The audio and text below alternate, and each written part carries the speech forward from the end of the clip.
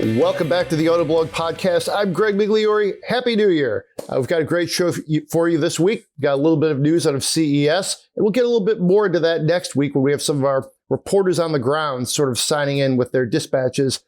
We also have been driving some pretty interesting things. I've been inside the Genesis GV60 and the Acura Integra, and Joel Stocksdale, our news editor, has been inside the EV6 GT, which I can't wait to hear about that. That was one of our test drives at the end of the year, and it sounds pretty bonkers. So we also will spend your money. With that, I will bring in Joel. How are you? Happy New Year. Happy New Year to you too, and I'm doing okay. Sounds good. Sounds good. So let's run through some news here. First of all, some things we're seeing out of CES. Again, we'll have more full reports in the next week's show. But if you're listening to this on Friday, hopefully you're heading towards the weekend and maybe getting ready to do some skiing, some sledding, cracking a cold one on your patio, whatever you might do. This will give you sort of an appetizer. One of the bigger things we've seen so far, and I can't wait to see more pictures of this, is the Ram EV. This is the long-anticipated pickup truck, the revolution, as they're humbly calling this concept. They have, they've had a couple of interesting concepts, this being the second one in the last year or so, following the Daytona SRT Banshee sort of two-door Charger thing that we saw at the end of last summer. This, of course, kind of bookends their lineup on the performance side of things. They're talking a big game here, so I think that it'll be interesting to see where this lands as far as like production. I mean, right now, the super truck game, you've got the Silverado EV, you've got the Cybertruck on the way, you've got the Lightning EV, which is here. You could buy it. Maybe you can buy it if you get your hands on it and get the right, sort of number will come up. And the Lordstown Endurance is also here in very small numbers. So especially when it comes to the domestics and Tesla, I guess Lordstown's a domestic too, as I think about it. They're in Lordstown, Ohio. A lot of this is numbers, where does your truck fall on the scale? And, again, they're talking a big game, and, some of the renderings we've seen so far, be sure to come back and check out our images and videos and things like that. But they're saying they will be the leader in areas customers care the most about: range, towing, payload, and charge time. I mean, shots on goal. That's like a bold statement. So, I mean, without having read too much into this, do you really think they're going to, actually, when this thing comes out, go ahead and beat Ford and Chevy? I mean, it's entirely possible. It's one of those things where, they're showing us the truck now, which is in roughly concept guise, and so there's plenty of time for them to tweak the specs and things as needed, in getting ready for the launch in, I think in 2024 as a 2025 model. So, I mean, they've got time to get prepped, and they know the specs for F-150 Lightning and for the Chevy Silverado and GMC Sierra electric pickups. So it's entirely possible. I mean, barring any unexpected releases from Ford, I mean, they've got the numbers. They know, so they know if they can get past them or not. Yeah, that's a good point. And it's also, I think, you could be looking at a range, pun intended, as far as maybe they beat them by 20 miles or 15 horsepower or something. Ram and Dodge and Stellantis, they're really big in the numbers game. They were one of the first sort of modern automakers to do the whole marketing by horsepower, with, the Charger and the Challenger.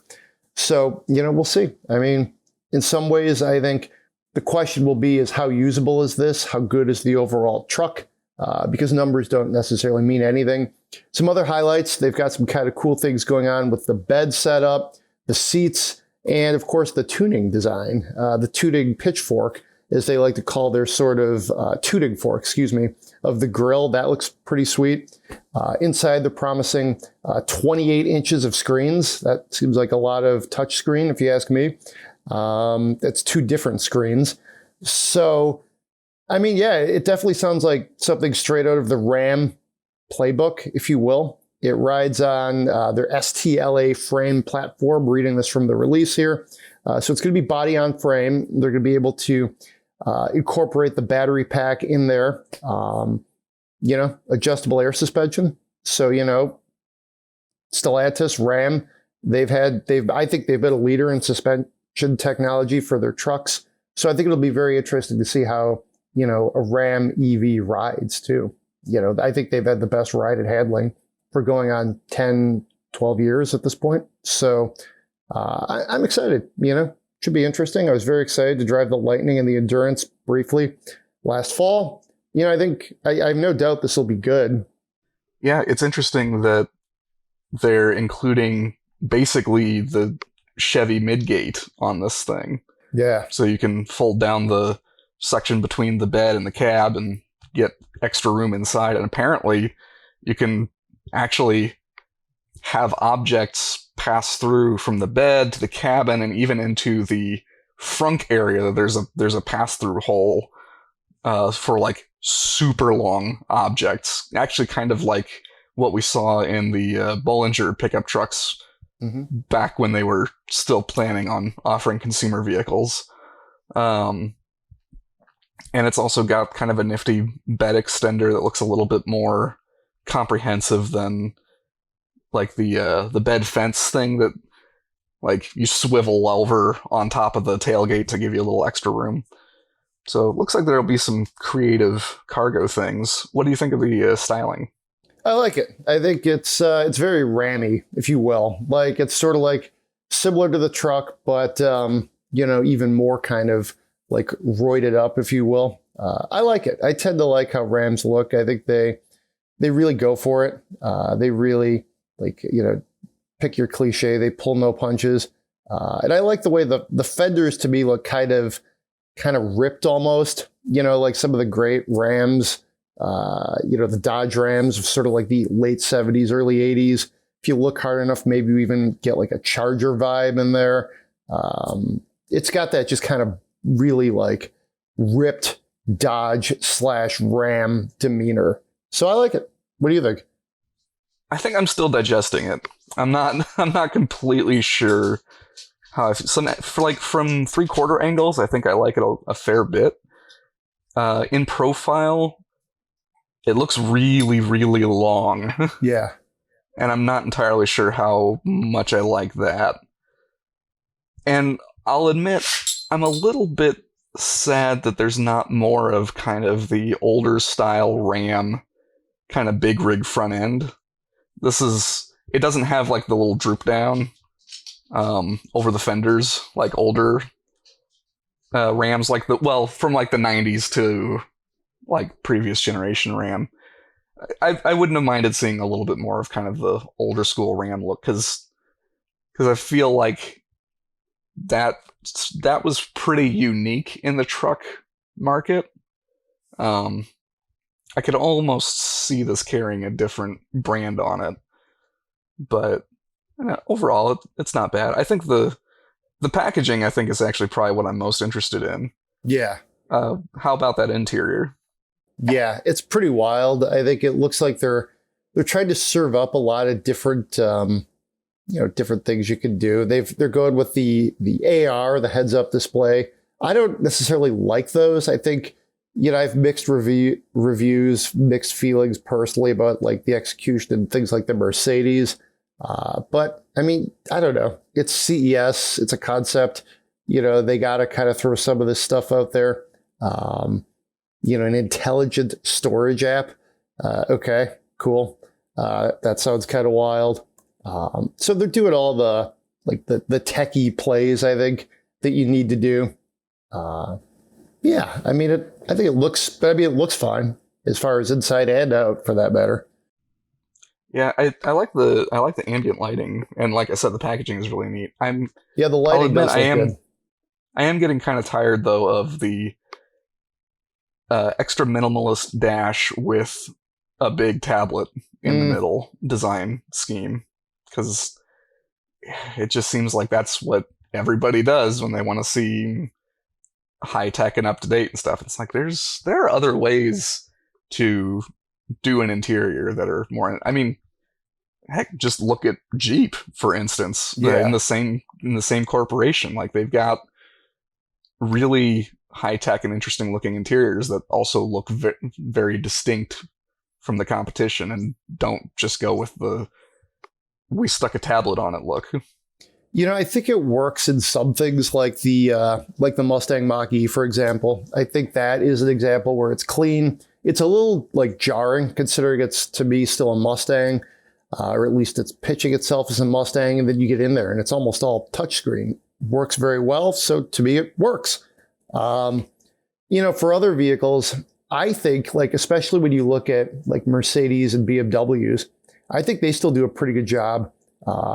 Like in their traditional, like, 4-cylinder cars and things like that, of having like a decent touchscreen, but also having some like well done vents, some nice trim, some, giving the interior a little bit of character, a little bit of an upscale feel, if you will. And I think, as a consumer, I still kind of want that. I want some sort of character.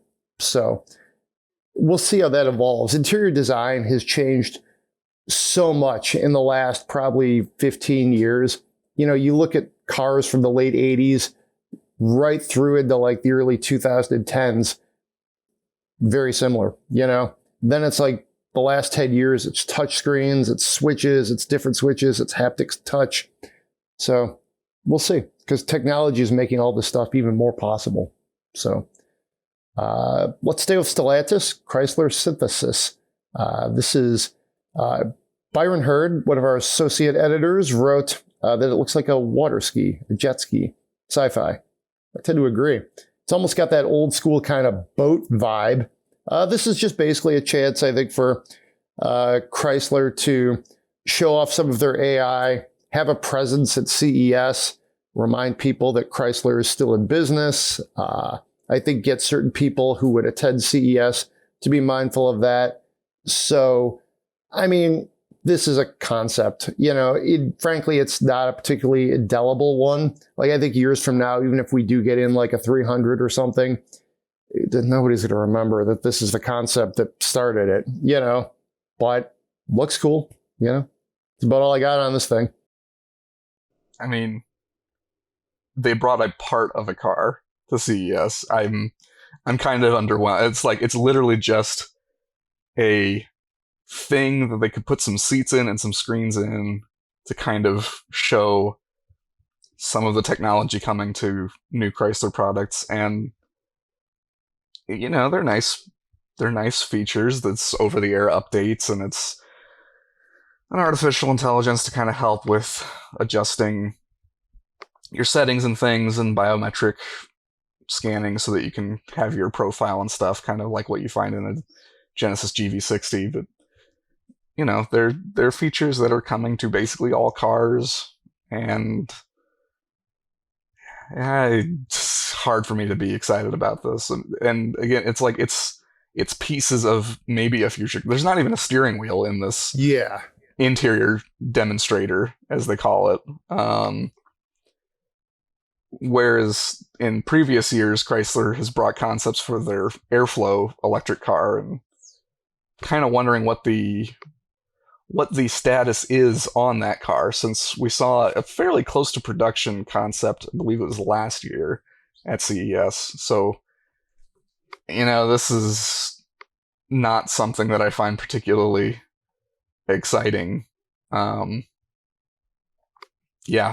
guessing it's probably just so that Chrysler can have a little bit of additional presence when they don't have a huge amount to announce. So we are recording this before more of the show goes on. For those of you who have never been to CES, it's kind of weird in the fact that there's 2 press days where very little actually happens. And then car companies and every other electronics maker, TV, refrigerator maker in the world has these scattershot keynotes, just all sorts of things throughout the week until about Thursday night. And that's when Stellantis actually, Thursday night Eastern time, I think it's 2 p.m. Vegas time. That's where they're going to do the Peugeot that we don't know much about, but sounds cool. And of course, the Ram Revolution. So again, more to come next week. But I also tend to think that I did read somewhere and try to do some like prep for just CES, my own knowledge. There might be another Airflow concept excuse me, or another version of it. So we'll see if that comes to pass. But that's probably all we need to say about this. ID7, that's kind of cool. This is a Tesla fighter, if you will, as basically everything is. It's got some pretty crazy camo on it that seems to be as much of the story as it is the car in some ways. I think they did that because they wanted to try to stand out at CES too.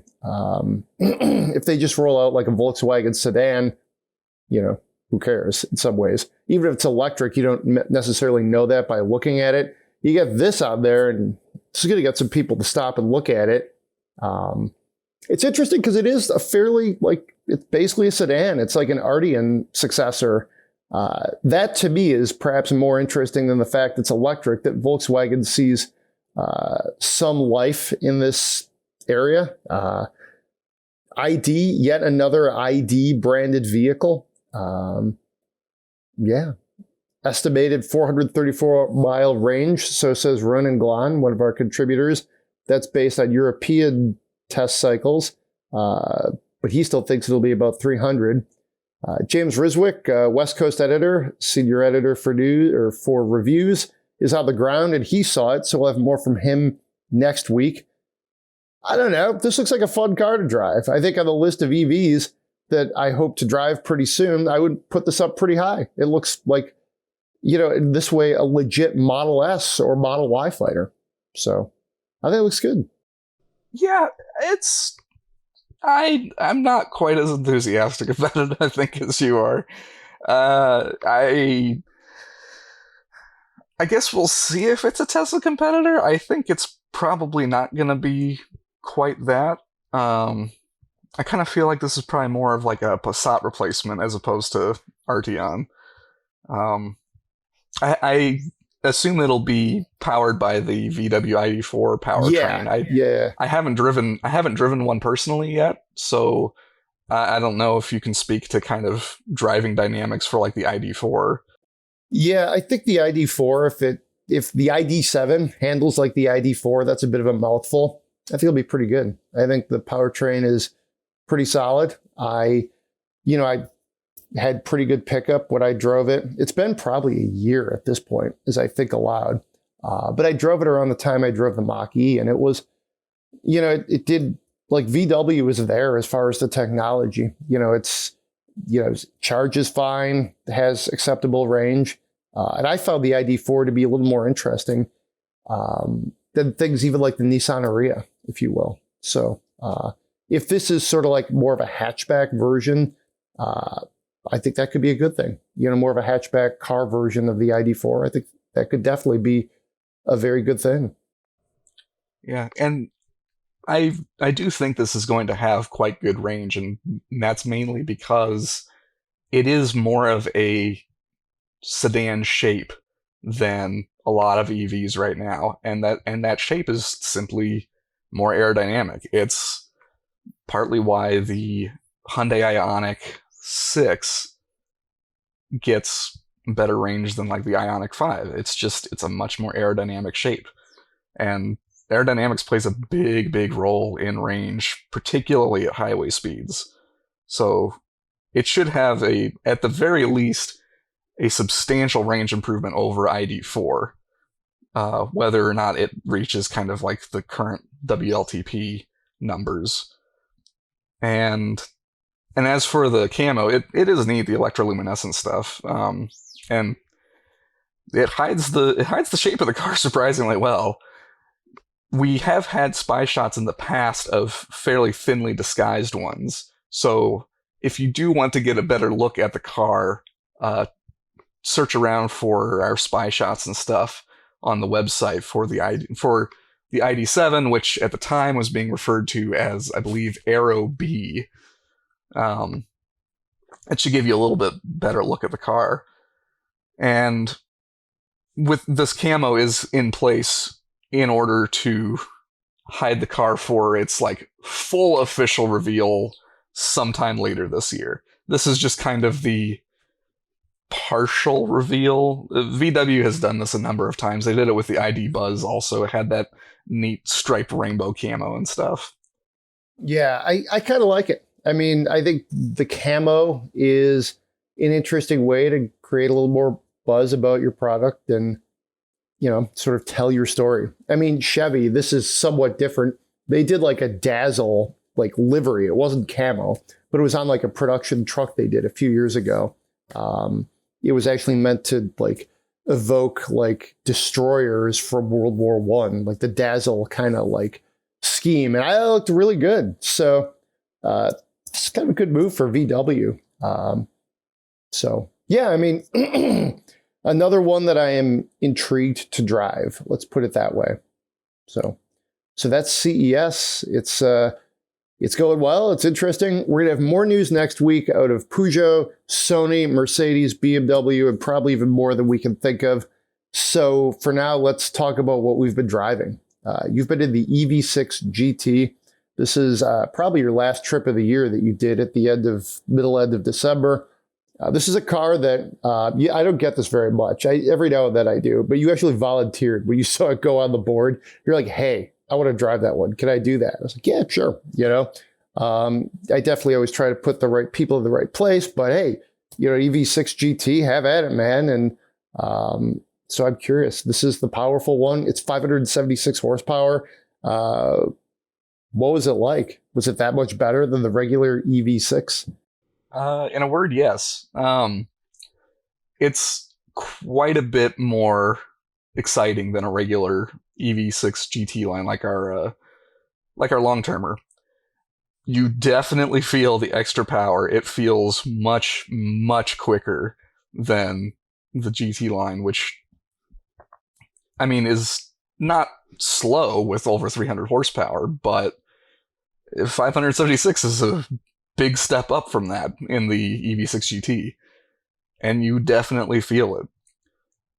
And the suspension is substantially retuned, and much to my liking. It's way firmer, and it makes the car feel much more responsive. It feels lighter on its feet. It jumps into corners. It stays flat. It feels really fun on backcountry roads. Nice. It's also very much kind of rear biased and a bit tail happy. Like it's not hard to get the back end to step out. And it does have they're calling it hidden drift mode because they're not actively publicizing how to activate drift mode. I'm guessing probably to avoid potential lawsuits. But yeah, there is a drift mode there where you can shut off the traction control systems, and it'll let you power slide it, and it'll let you spin out too. Like it's not really hand holding you too much. It'll let you properly drift it. We got to try it out in kind of a controlled environment, and they also had some pro drivers there that were taking us out on a handling course over at Las Vegas Motor Speedway to demonstrate how it can drift. It's pretty impressive. It's not all perfect. The steering is still kind of numb, which is a little bit disappointing, and could be a little bit more precise. Brakes are a little bit on the soft side, and if you do happen to take it on a track, that's when you start feeling the weight again, and there is still a little bit of body roll. But on the whole, it's a super fun car. It still looks great. I wish it did look a little bit more different from like the other EV6 models. The differences between our long-term GT line and the EV6 GT comes down to really subtle changes in like the grille and the rear diffuser. And that's kind of about it. It has bright lime green brake calipers. Okay. And the inside, that one other big improvement, the seats are so good in it. They have lots of support, especially bolstering. They've got more thigh support. I wish you could get these seats in like the GT line. They're much more comfortable and they hold you a lot better. Oh, interesting. Okay. I'm curious, did they sort of, for me, the question is why do this? I mean, I guess they're trying to take aim at like the Mach-E GT. And I mean, frankly, some of the more expensive and exotic EVs to come from like Mercedes, BMW, which is, they've made a lot of appearances in this podcast so far. I mean, my initial thought was, this is awesome, but does Kia really need to do this? To me, this is also the spiritual successor to like the Stinger GT. You know, like maybe they didn't need to do that car, but they did. I mean, did they offer up some insight as like why the hell they're making this crazy horsepower, like electric, almost Hellcat? I mean, I don't really remember a whole lot behind it, but I mean, I assume it's mostly like any other Halo product. It's an image booster. I mean, it's just like Kia Stinger. Even if it maybe didn't sell a huge amount, it was a big image boost for the company that like, hey, we can make this cool, fun thing. And it makes you think about the rest of the lineup. I think it looks awesome. I think it's a good move. And I think one of the cool things I think about Kia right now is they're still at a stage where they can and should take these kinds of risks. You know, I think they're at a spot where it's okay to say, hey, we're going to do a sports sedan, or we're going to do this electric, you know, crossover sedan wagon type thing, and we're going to give it all this extra horsepower because we can. It gives them, like, frankly, it gives them a little bit of technological leadership and bragging rights, which, you know, you're Kia, you're maybe not used to like having the most prestigious brand reputation. That's not a diss, it's just the truth. I mean, even now I'll tell people the Telluride is perhaps among the best 3-rows you could buy.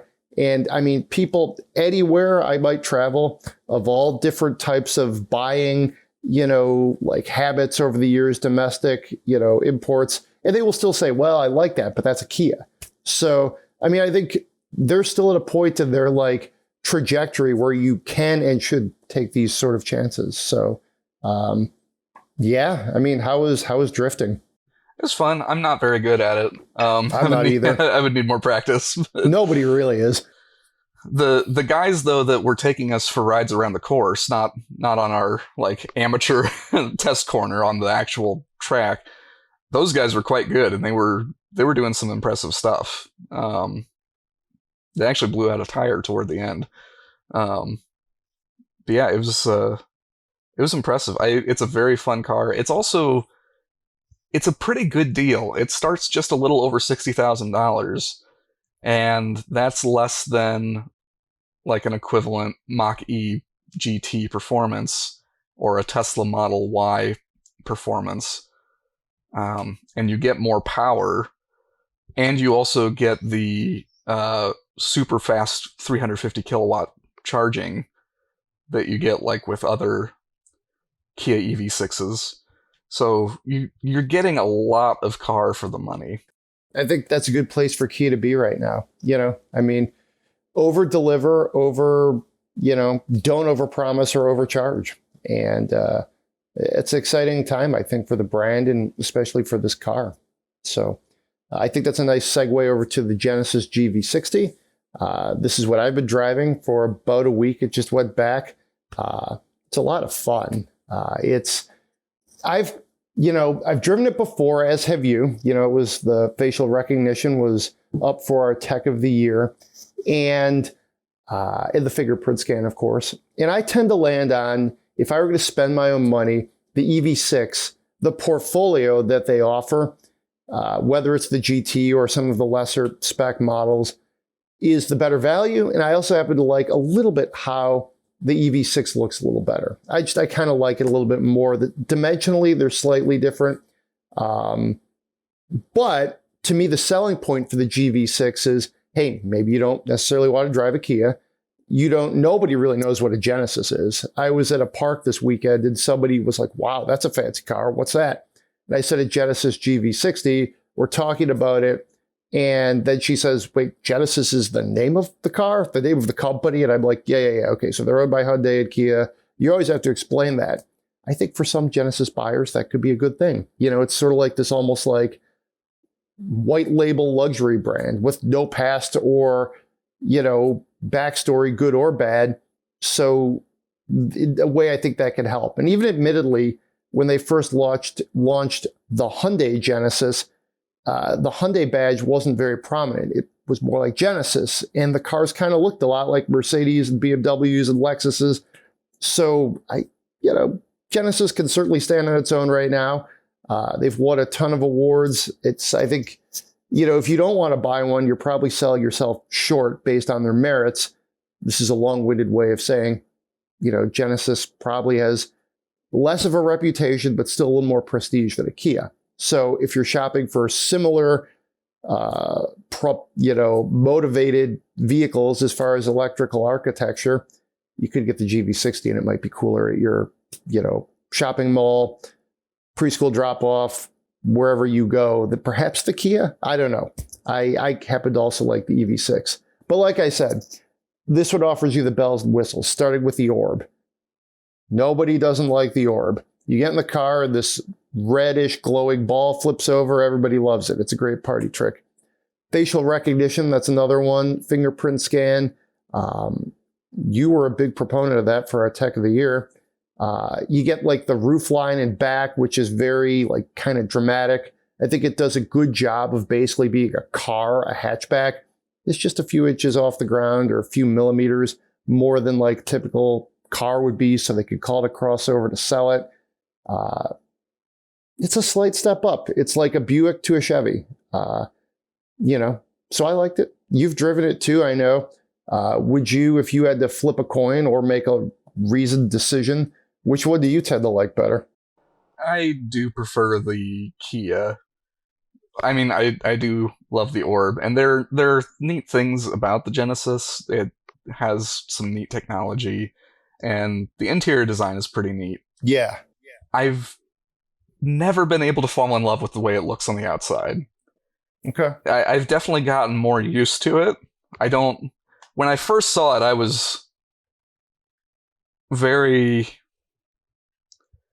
confused, I think. I don't know. It looked very strange to me. I've grown to get used to it, but I still don't love it. And price-wise, I would have to go with the EV6 because the base Genesis GV60 starts right around $60,000, and that's getting you the dual motor, a little more than 300 horsepower powertrain like what we have in our long-term EV6. And for not really much more, I could have the EV6 GT with 576 horsepower. Yeah. And other high-end performance things like the limited slip differential in the back and the sportier suspension tuning, all of which I would prefer to have. And to even approach that with the GV60, you'd have to get the performance model, which is 429 horsepower, so still not the same amount of power. And that one starts at over $68,000. So I would definitely be going with the EV6. Now, one potential caveat with the EV6 is if you are particularly tall, you will not want the EV6 because the headroom is not great in that Kia. And then in that case, I would actually probably be looking at Hyundai Ioniq 5 or Ioniq 6 would be my preference because I prefer the way those look and they're more affordable. And actually, to tell you the truth, I would, at that point, probably just wait for the Ioniq 5N, which will probably be very similar in driving characteristics and performance to the EV6 GT. I tend to think, and I do like the looks of the GV60 maybe a little bit more than you do. I tend to think this is the right car for certain buyers, like maybe you're cross-shopping the Ioniq 5, don't forget about that, the EV6 and this, and you're like, well, I think I want a Genesis. I think that's maybe where I want to go. I like some of these things, and it's worth the extra money for me. And also the interior, I do think is nicer than the Hyundai and the Kia. Like the one I tested had like beautiful blue leather. It was a nice balance of like a touchscreen plus like some design flourishes, but also a fairly like Spartan layout. I mean, for me, this would be almost like, it's a premium brand. I mean, it's the same reason people buy premium other brands. You pay more for something that functionally does the same thing. Genesis is an interesting spot in that many of its vehicles are mechanically similar to other sibling brands, and it's new and it doesn't have much of a history. Whereas like Toyota can sell Lexuses with the same suspensions and chassis as Toyotas.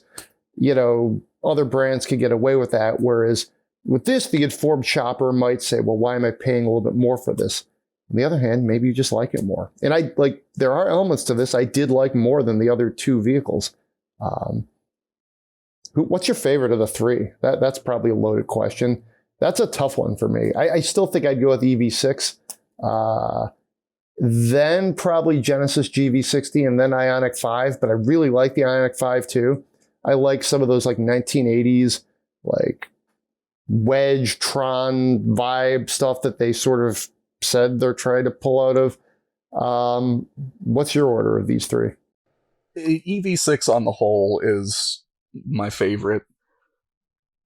Even in the lower trim levels, the suspension tuning and the steering on it, I just prefer. I feel like it's just a little bit quicker and a little bit more composed as far as cornering is concerned, while also still being very comfortable. So that's kind of the decider, because as far as styling wise, it's really hard for me to pick between Ioniq 5 and EV6. I like them both very much, and they're both very different. So the EV6 gets a slight nod from me just because I prefer the way it drives, and the GT is kind of the clincher for now. When the Ioniq 5N comes out, that may change things a little bit.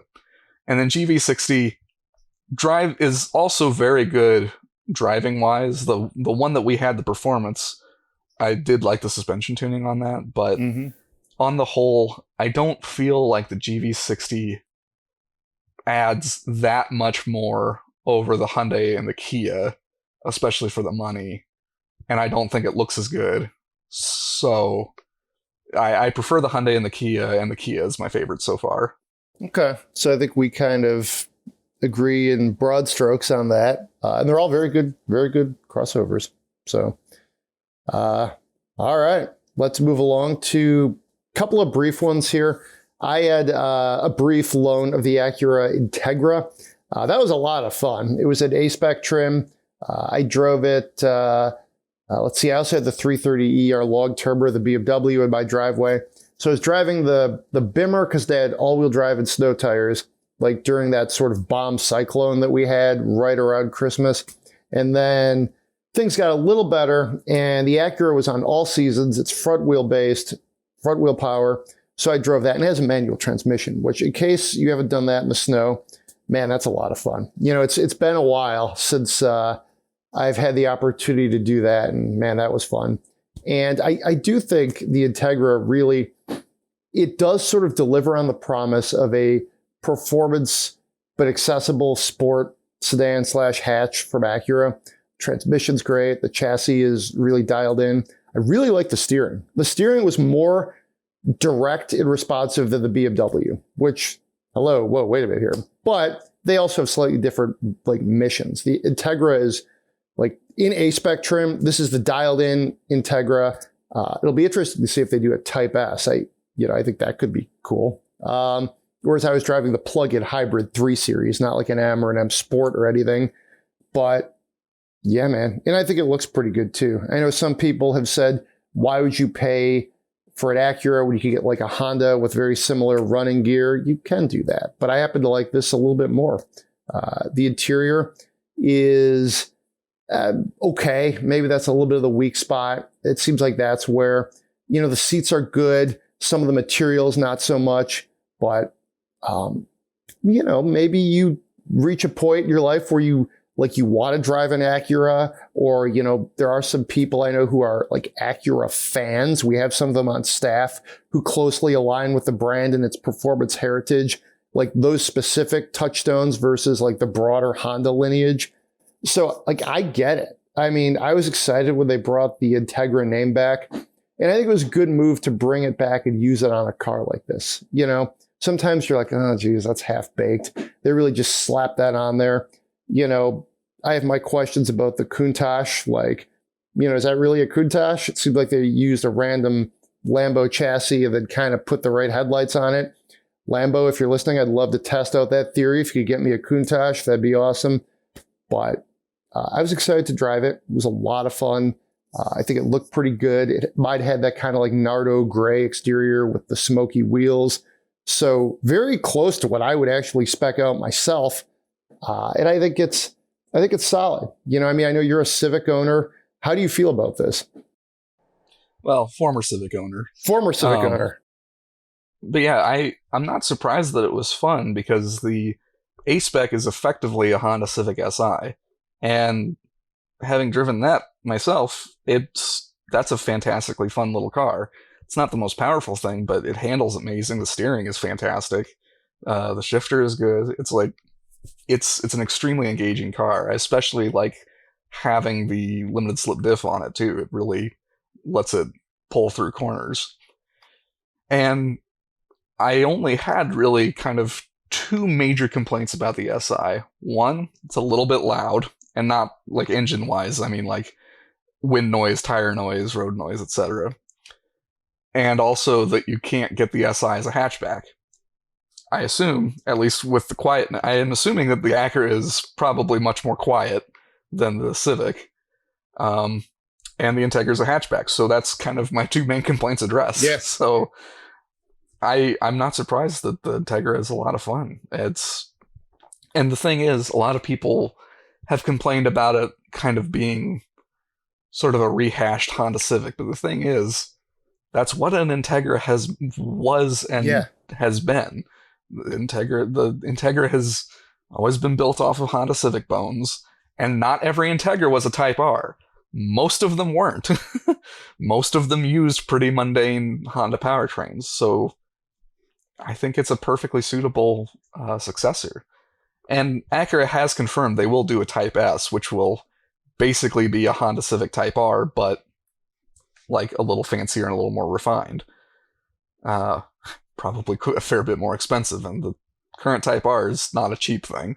But yeah, I think the Integra is neat. I think it's a worthy successor, and I think compared to, say, like a BMW 2 Series sedan or like a Mercedes CLA, I think it could be a compelling option because it offers significantly more space for less money.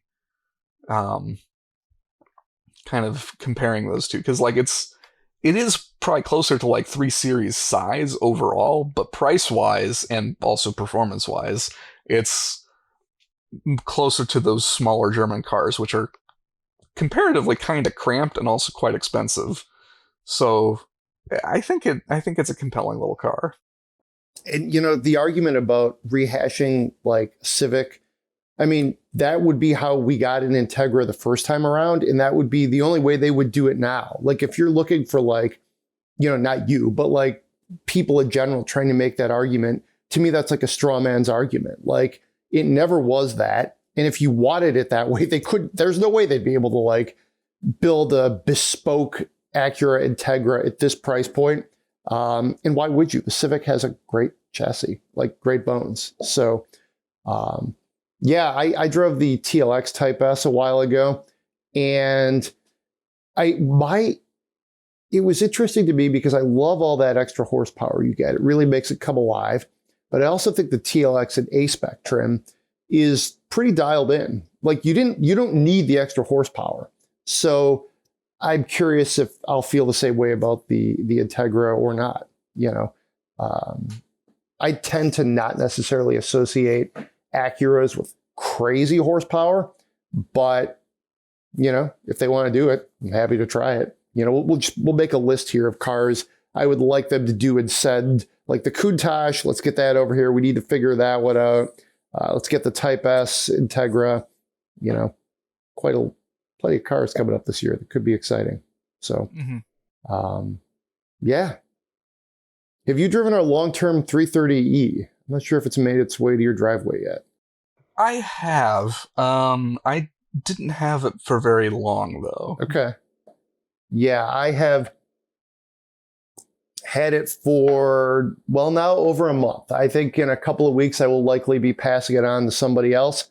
I've enjoyed it. I did an update talking about the ambiguity, the irritation I had about just the electric range. It's frustrating. It's 20 miles, and it's frankly not a very usable 20 miles in the cold. My most recent entry that I think I'm going to have up probably this Friday is more about just how good this specific car is in the winter. Again, I picked it over the Integra when I had to drive my family around on Christmas Eve because it had snow tires and all-wheel drive. And this thing was a champ. You know, I would go down like side streets that either weren't plowed or weren't plowed very like well. There was like packing snow. You got to really accelerate into the corner, like yank the wheel to get this thing to do anything. Like you got to really be kind of a jerk to put this car wrong. So I was very impressed with that. Good chunk of that is the Nokian tires for sure. But I mean, they're on the car. It's the car. It gets credit for it. So, you know, I've definitely driven cars in the segment that are a little hairy this time of year because they're smaller, they're low to the ground. This thing was great. I got to give it great props. I've already said I really like the chassis and the steering particularly. It's a little lighter than an Integra A-Spec, but I mean, what would you expect?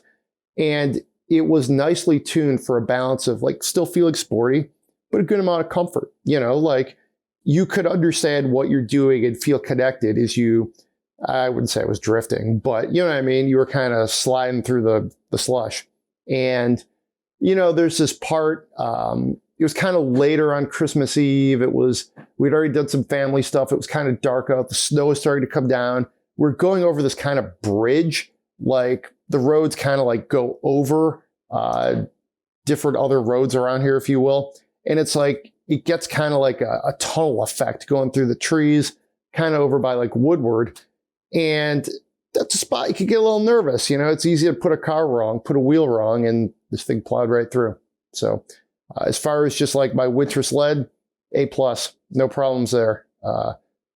So, I mean, you know, check out that story. Like I said, I think I'll have it up on Friday. It's a good winter sled.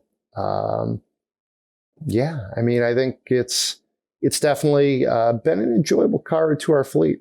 Let's see if there's any other thoughts I have here as I go through my notes on this.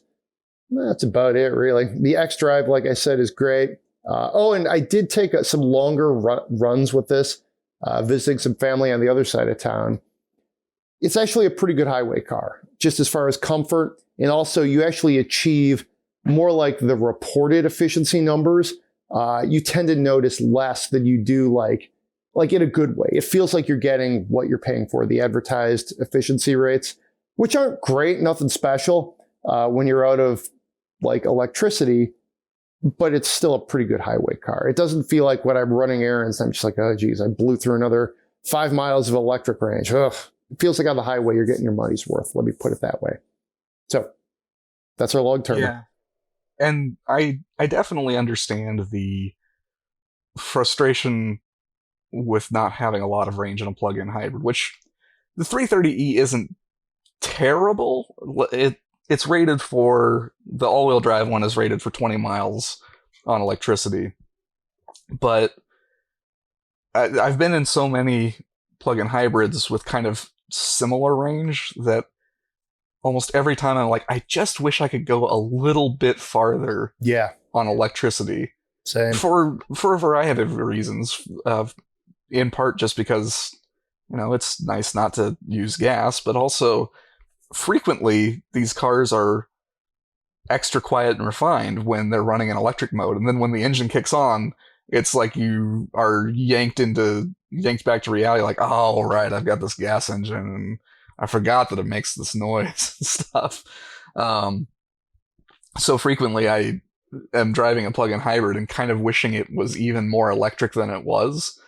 I've been, in my experience, I've been finding that around 35 miles is kind of a sweet spot, at least for my needs for getting around Metro Detroit and back. That was kind of what I was getting in a Volvo, XC60 Polestar engineered that had kind of that range, and also the Mitsubishi Outlander plug-in hybrid that I had recently. And even stuff like RAV4 Prime, that thing will get around 40 miles on electricity. But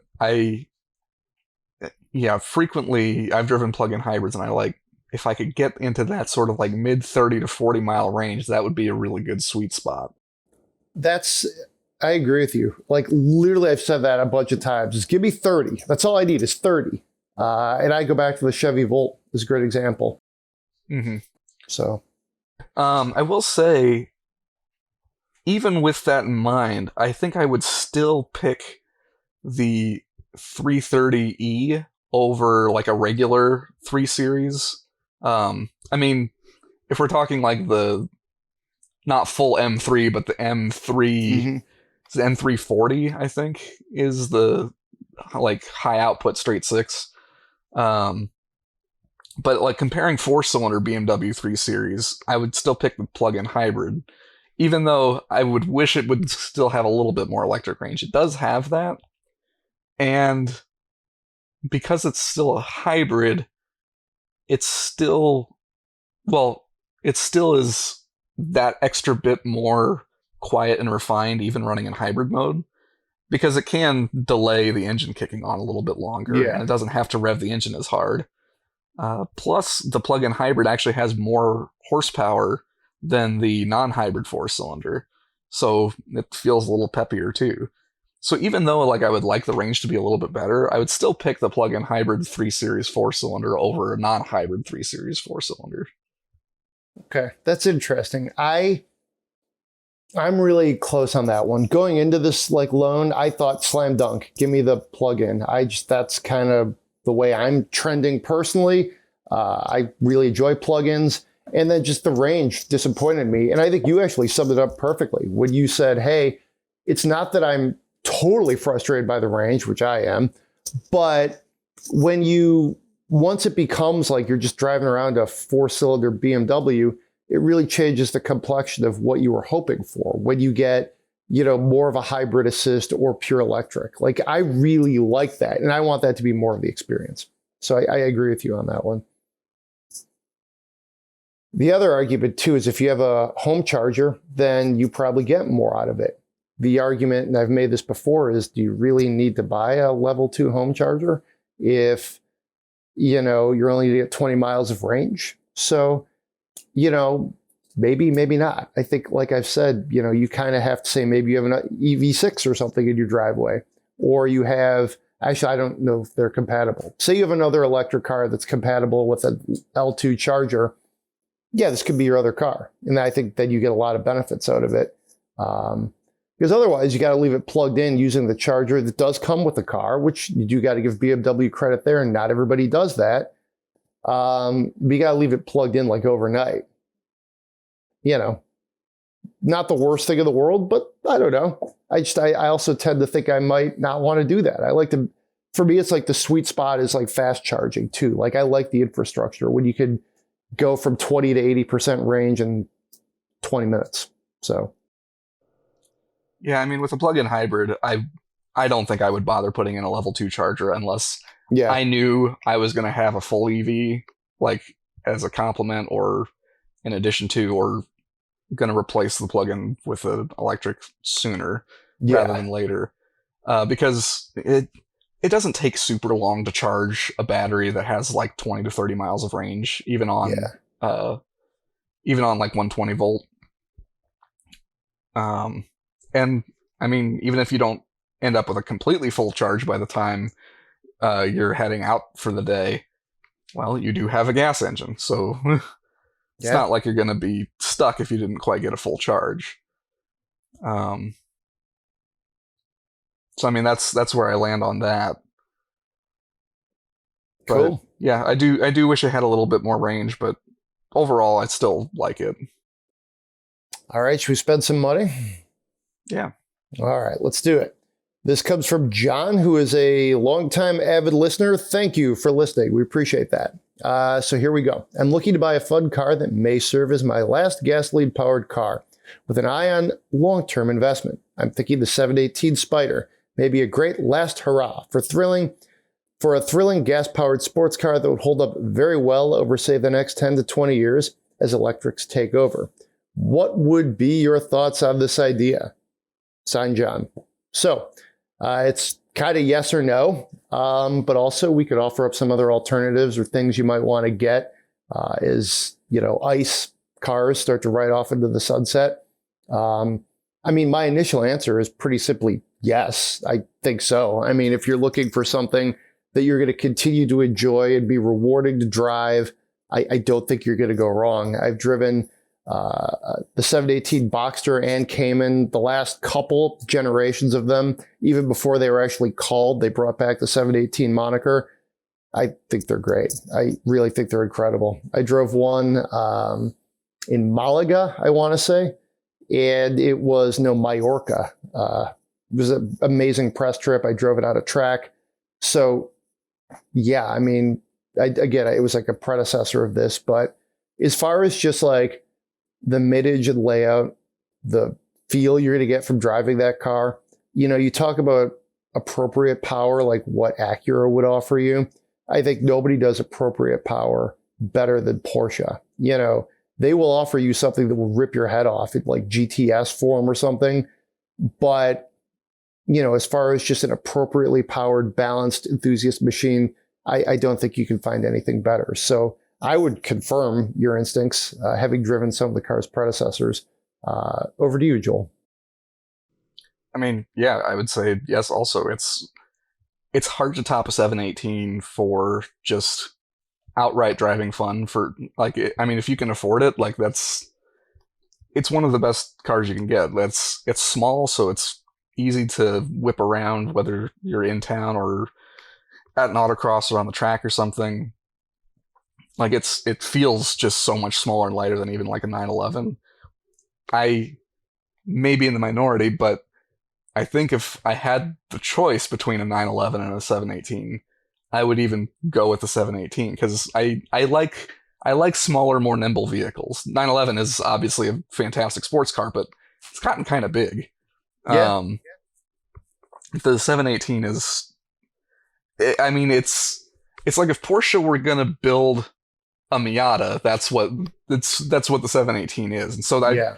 And as a Miata fan, I think that's partly why I really like the 718. And probably the hardest decision, depending on what your budget is, John didn't give us a price range, probably the hardest decision will be which version to get, and in part whether to get the turbo 4-cylinder or to get the naturally aspirated straight 6. Because most of them are the turbo 4, but the GTS is available with this naturally aspirated 6-cylinder. I don't think you can go wrong with either of them. I personally would maybe go with one of the Turbo 4 ones because I don't mind that it sounds a little bit like a Subaru. And quite frankly, there have been a lot of Porsches historically that have had flat 4s that sound a little bit Subaru or Volkswagen-ish because that's where they started. Even the Porsche 914, which in a lot of ways was kind of the spiritual predecessor to the Boxster in 718. So I don't mind the 4-cylinder, and I like the turbo torque around town, and I like the fact that you can easily upgrade a turbo engine so you can make even more power if you decide you want to. That being said, I also totally understand wanting to go with the GTS 6-cylinder because that 6-cylinder sounds really awesome, and it revs really high, and it's fun to ring out. My one complaint with it is that it's geared super tall, so you are doing extra legal speeds if you're trying to ring it out pretty easily because it's geared tall and it revs high, so you can get to high speeds in just like second gear. So that's totally a personal choice on your hand. But yeah, the 718 is a great way to go. The only other thing I would maybe suggest is, because it's similar-ish in price, C8 Corvette, which I also absolutely adore, and is another just fantastic like gas-powered car. It's got that great rumbly pushrod V8, but it also feels like a supercar. Just the driving position and the feel of it. And it's also one that's super easy to live with on a daily basis because it's comfortable and is able to relax, but it also drives super hard if you wanted to. So, and like genuinely, if I had that kind of money, I would be considering like 718 and like C8. Those would be kind of my kind of the cars that I would be looking at in that kind of price range. So, depending on which you prefer, either is a fantastic choice and you'll be super happy with it. As far as investments, I don't know. Frankly, buying a car as an investment in general, I would say is a bad idea. Because with very few exceptions, cars depreciate. That's what it's just what they do. And it's really, really hard to predict which ones will be super valuable in the future. So I would say don't worry about whether it's an investment or not. Buy what makes you happy and just hold on to it and enjoy it, because that's what cars are for. That is the best way to put it, and we could leave it there. That's all the time we have for this week. Thanks for writing, John. Thanks for listening, everybody. If you enjoy the show, that's 5 stars on Apple Podcasts, Spotify, wherever you get the show. Send us your Spend My Monies. Are you looking to pick up a 718? We'd love to offer our take on that and spend your money. That's podcast@autoblog.com. Be safe out there, and we'll see you next week.